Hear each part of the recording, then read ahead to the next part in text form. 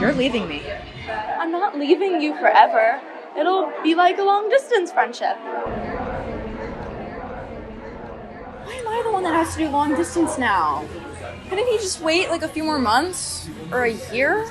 Honestly, does that sound fair to Daniel? You like him, right? Of course I do.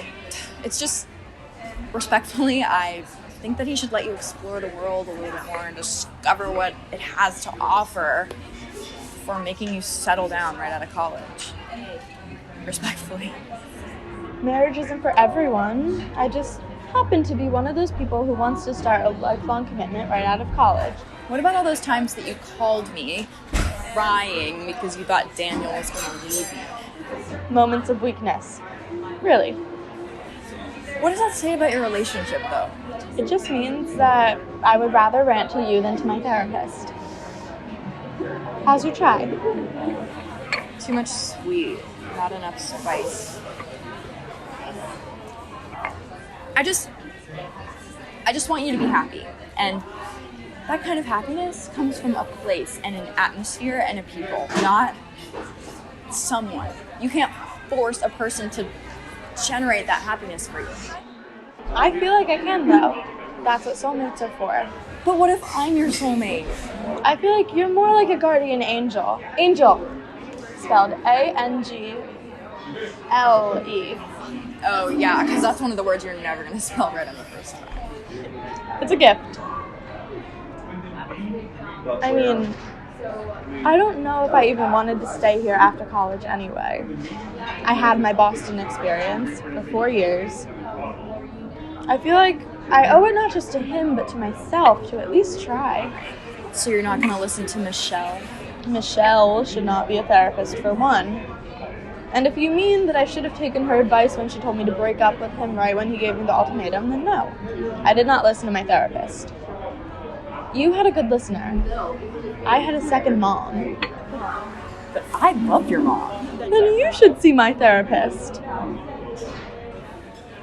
Will you find another therapist, once you get settled? Probably. Good, because I really don't want to have to worry about you. I know you're not taking your meds. I've seen you not take them multiple times, and I don't want to have to keep reminding you. Like, when you get there, I know your stomach issues are probably going to flare up again. In a whole new place, and then you're going to call me, and I'm going to have to tell you I told you so. Charlie, where are you? Are you even listening to me right now? What? Yeah, I'm listening. What did I just say? That I give you anxiety and cause you to panic. Yes and no. But seriously, are you going to take your meds? Yes, of course I am. Okay, good. Because I don't want to have to worry about you. I have a feeling you always will.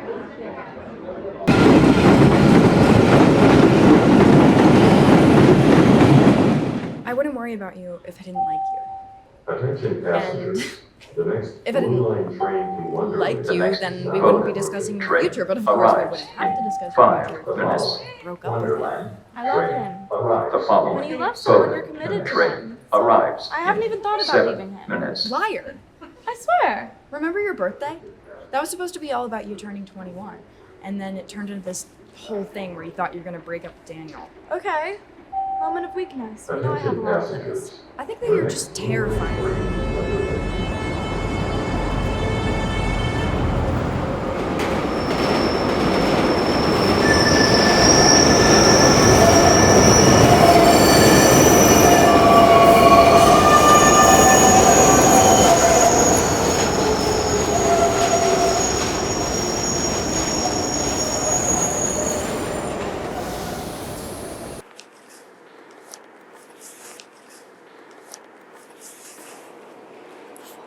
And you think that you can already decide where I'm going to go. You've never even been in a relationship for longer than 5 months. How can you even remotely understand the situation I'm in? You're right. I don't understand the situation you're in, but I think I can make better decisions than you. We're not starting an argument in the library. Why are we even here? This was my first ever favorite place in Boston. I used to study here all the time when I lived in the dorms. Going to all the sentimental places. It is pretty. No, shush. Let me read. You literally brought a book. Yes, I need to take in the whole experience one more time. Where are we going next? Shh.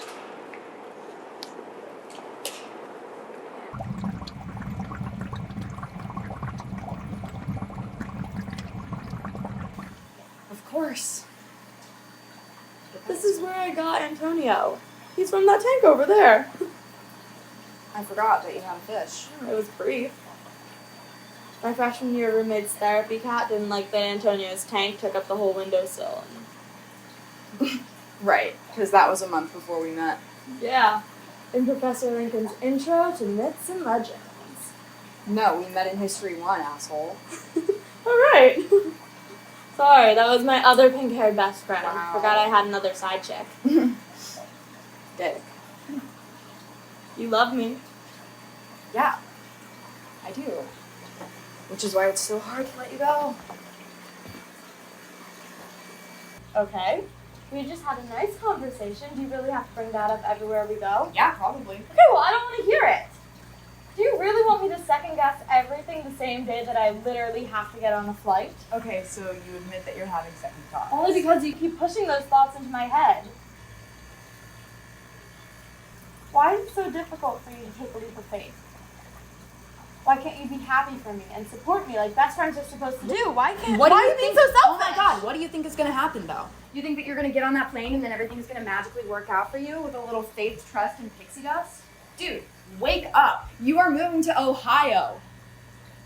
All that's there is ghost towns and empty highways. And it's not like Cleveland is a great city for archaeology or anything like that. Okay, and Boston's any better? It's a city! The closest I'll get to discovering any sort of artifact is finding an old tennis ball that's been in the dog park for a week.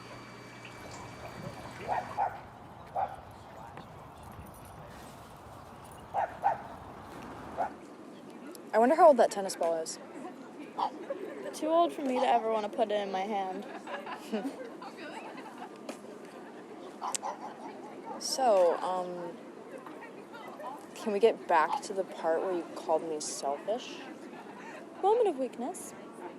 Moment of weakness bullshit. You actually feel that way about me, and I know it. I feel like you're a very strong-minded person, and I admire that about you. It's just... Ever since I told you that I was going to be moving away after graduation, you've kind of treated me differently.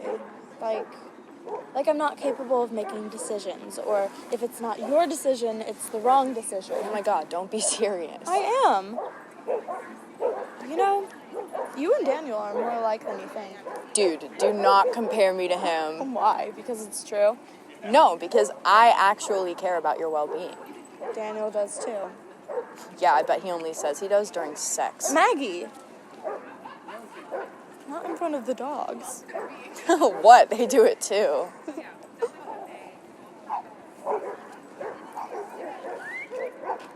Listen, okay, I'm really sorry about being selfish and stuff. and like the thing I said about you and Daniel having sex or whatever. It's fine. We don't have to get into that. Thank you.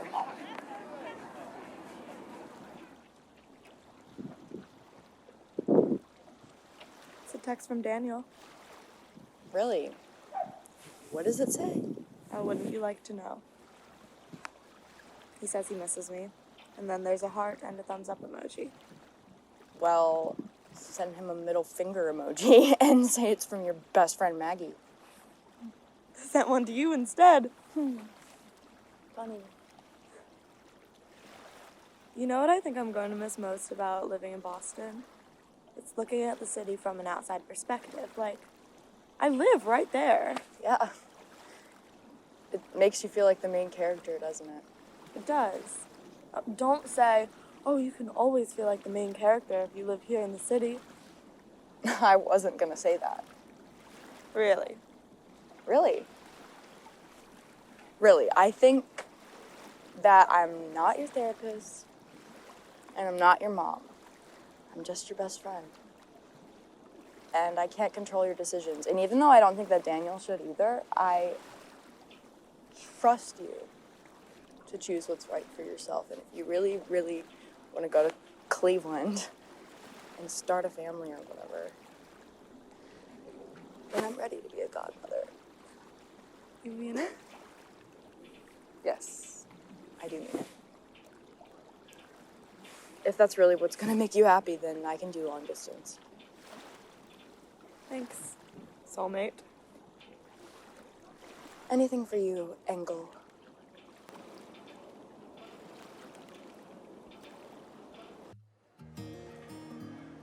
This is a final boarding call for Flight 641 to Cleveland. All groups may board the plane at this time.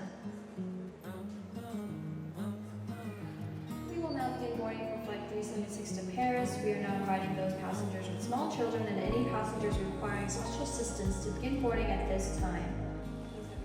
This is not a goodbye forever. I'll be back someday. I owe it to little girl Charlie to listen to that inner voice that is urging me to follow my dreams.